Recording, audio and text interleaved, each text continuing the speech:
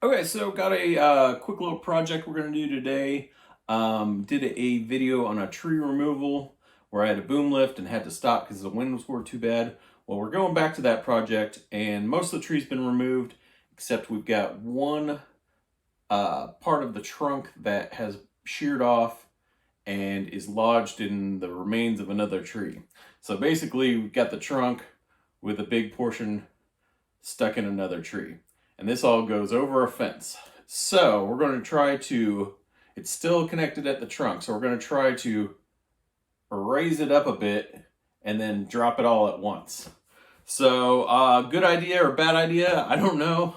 This may be stupid, but we're going to try it. And if it succeeds, then it was a good idea. And worst case scenario, we drop it on the fence. Fence is in pretty crappy shape anyway. But I will fix it and it's not going to be a big deal. So we're just going to give this a shot and see if it works. So stick around, see if I make a fool out of myself. Thanks for watching.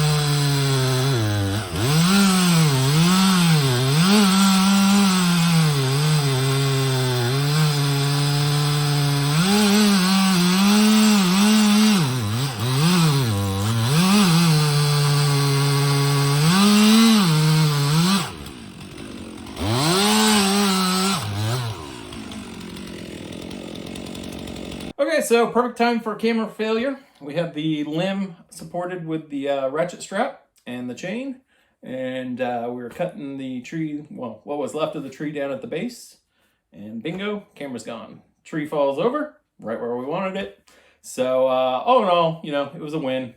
The turns out was a good idea, and then you can see the camera pick back up as I went ahead and took care of it on the ground. So just something to think about if you got a similar situation. You know, use the tools at your hand and make the job a little easier for yourself. So thanks for watching.